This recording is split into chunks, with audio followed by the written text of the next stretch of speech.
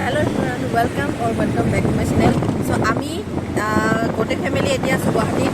So আমি বৰ্তমান যাবলৈ ওলাইছো কামাখ্যা মন্দিৰলৈ.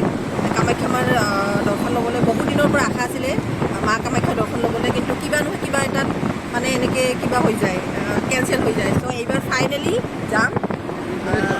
চ' আৰু কিবা কিবি ক'ৰবাত প্লেনিং বনাইছোঁ. যদি যাওঁ আপোনালোকক দেখুৱাবলৈ চেষ্টা কৰিম. মুঠতে আজি দিনটো কি হয় গোটেইখিনি দেখুৱাবলৈ চেষ্টা কৰিম. চ' দেৰি নকৰি বলক ভিডিঅ'টো ষ্টাৰ্ট কৰিছোঁ. আৰু এইফালে আছে এয়া ভণ্টি, এয়া মা, ভাইটি এইফালে গাড়ী চলাই আছে, আৰু এইফালে দেউতা. এতিয়া এতিয়া এইফালে চা. হাই।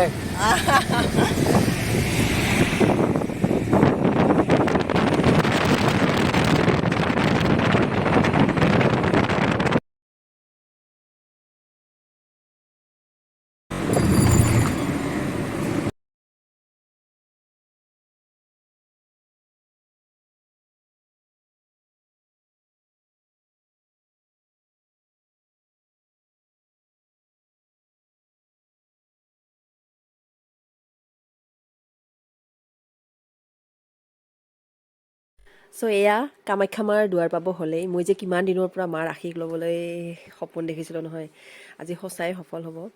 আচলতে কয় নহয়, মায়ে যেতিয়া মাতে তেতিয়াহে মাৰ দৰ্শনৰ সুযোগ পায়. মায়ে চাগে আমাক দৰ্শন দিবৰ সময় হ'ল. বাৰু এতিয়া গাড়ীখন পাৰ্ক কৰি মন্দিৰলৈ বুলি ওলালোঁ. এইখিনিতে ৰখাব লাগিব গাড়ী.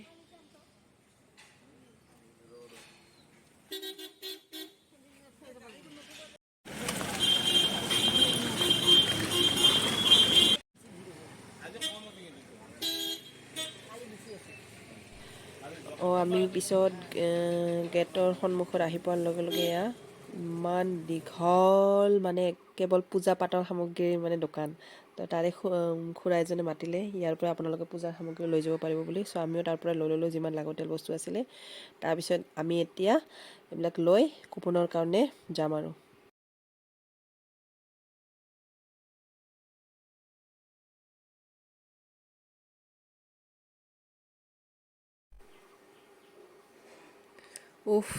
আহিয়ে দীঘল লাইনটো দেখি আমাৰ ভয়ে লাগি গ'ল. উপায় নাই, মাৰ দৰ্শনৰ কাৰণে এইখিনি কষ্টটো সহ্য কৰিব লাগিবই. ইয়াতে বোলে বছৰৰ প্ৰতিটো দিনেই এনেদৰে ভক্তৰ সমাগম হৈয়ে থাকে. আৰু নহ'বনো কিয়, অসমৰ গুৱাহাটী নীলাচল পাহাৰত অৱস্থিত হিন্দু ধৰ্মৰ এক প্ৰাচীন মন্দিৰ, গোটেই ভাৰততে ব্যাপ্ত হৈ থকা মুঠ 51খন দেৱীপীঠৰ মাজৰ অন্যতম গুৰুত্বপূৰ্ণ পীঠ এই কামাখ্যা মন্দিৰ. আমি সঁচাই সৌভাগ্যৱান যে ইয়াৰ দৰ্শনৰ সুযোগ পাইছোঁ. তাৰপিছত আমি এয়া লাইন হৈছোঁ প্ৰায় 7টামানত.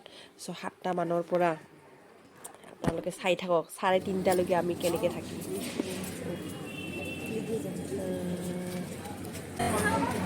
ৰখাতে ফাইনেলি এতিয়া যাম. ইমান দীঘল লাইন,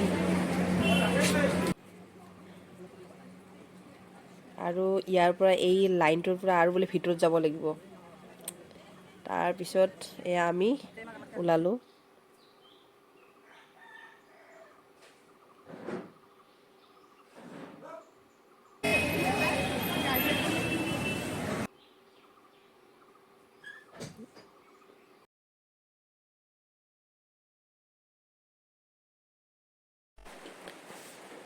এয়া আমি ভিতৰত সোমালোঁ.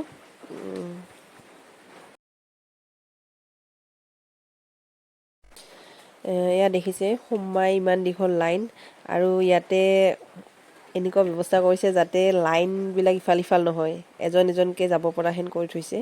এয়া ইয়াতেও মানে লাইন হয় এয়া আমি গৈ এনেকৈ প্ৰায় আমাক কিমান আধা ঘণ্টা 1 ঘণ্টামান ইয়াতো লাগিছে. মুঠতে মানে কি ক'ম আৰু, ধৈৰ্য পূৰা লাগিব. ধৈৰ্য নহ'লে আপোনালোকে ইয়াতে দৰ্শন ল'ব নাপাব দেই. আৰু উপায়ো নাই, তাৰমানে এইখিনি বনাবই লাগিব, অলপ কটকটীয়া কৰিব লাগিবই, কাৰণ ইমান মানুহ হয়, হেণ্ডেল কৰোঁতে মানে সিহঁতৰ মানে অসুবিধা হৈ যায়. সেইকাৰণে মানে পূৰা কটকটীয়া কৰিছে. চ' ফাইনেলি আমি ইয়াতে কুপন ল'লোঁ. তাৰপিছত এয়া আহিলোঁ ইয়াতে মন্দিৰত.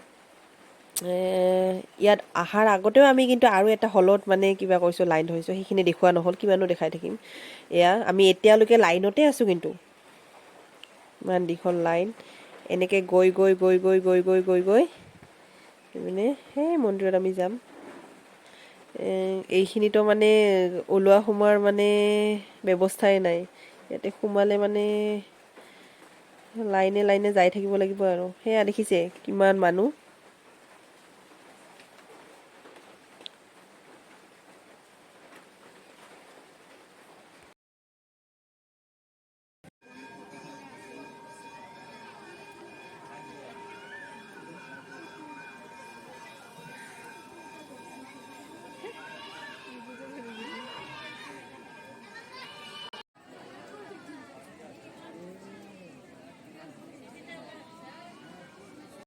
চ' এয়া আমি মেইন মন্দিৰখন আহি পাম আৰু সোমাওঁতে সোমাওঁতে চাগে 3:30 মান হৈছে।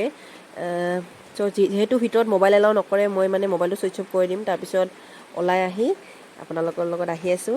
আৰু আপোনালোকে ইয়াৰ পৰাই দৰ্শন লৈ লওক। মায়ে যাতে সকলোৰে মনোকামনা পূৰণ কৰে। চ' আহি আছোঁ, আগতে সেৱা লৈ লওঁ। চ' আমি পূজা দি আহিলোঁ। আহি এতিয়া বাহিৰত অলপমান সেৱা ল'ম। তাৰপিছত ইয়াতে আহিলোঁ। ইয়াতে হেনো পইচা চিক্কি যদি পাথৰত ৰৈ যায়, সকলোৰে মনোকামনা বোলে পূৰ্ণ হয়। এয়া কথা কিমান সঁচা নাজানো, কিন্তু শুনিছোঁ। ময়ো অলপমান ট্ৰাই কৰিম আৰু চাওঁ কি হয় মোৰ। লাক থাকিলে পাম আৰু লাক নাথাকিলে আৰু উপায় নাই আৰু।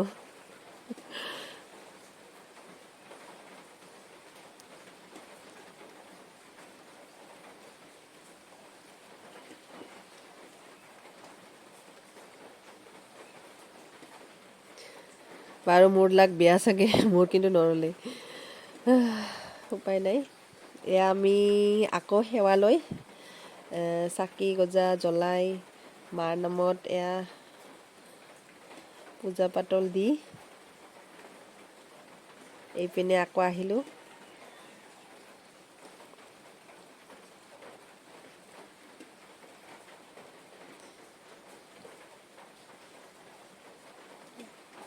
আমি প্ৰথমবাৰ গৈছোঁতো, তো অলপমান ক'ত কি আছে অলপমান ধৰিব অলপমান দিগদাৰ হৈছে। চ' এইবাৰ নেক্সট টাইম গ'লে তাৰমানে অলপমান ভাল হ'ব আৰু। এতিয়া গম পালোঁ নহয়, প্ৰথম প্ৰথম গৈছোঁ। চ' অলপমান প্ৰব্লেম হৈছে, আমি সুধি সুধি গৈ আছোঁ। চ' ইয়াতো মন্দিৰ আছে, ইয়াতো সেৱা ল'ব আহিলোঁ।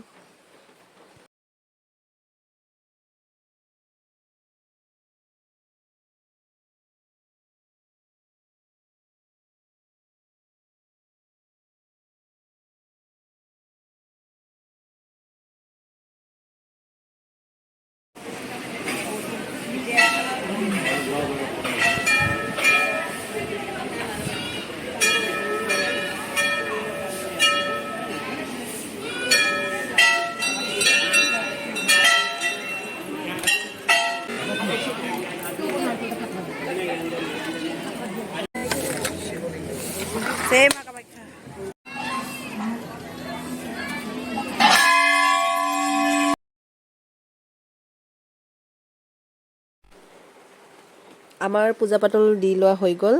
এতিয়া স্মৃতি হিচাপে কেইকপিমান ফটো উঠিলোঁ। তাৰপিছত এইখিনিয়ে আছিলে আৰু আজিৰ বিশেষ।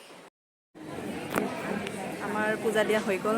এতিয়া একপি ফেমিলি ফটো উঠিছোঁ। চ' তাৰ কাৰণে ৰখি আছোঁ। তাৰপিছত ঘৰত যাম অকণমান, ঘৰ নহয় ডাইৰেক্ট যাম হোটেল। তাৰপিছত অলপমান খাম, ইমান ভোক লাগিছে, ৰাতিপুৱাৰ পৰা একো খোৱা নাই। চ' খাই দাই আপোনালোকৰ লগত আহি আছোঁ। আমি ভাবিছিলোঁ মন্দিৰৰ পৰা সোনকালে ওলালে সন্ধিয়া ফ্ৰেছন আপ হৈ বাহিৰলৈ অকণমান ওলাই আহিম। বাট আজি চাগে নহ'ব, ইমান ভাগৰ লাগিছে।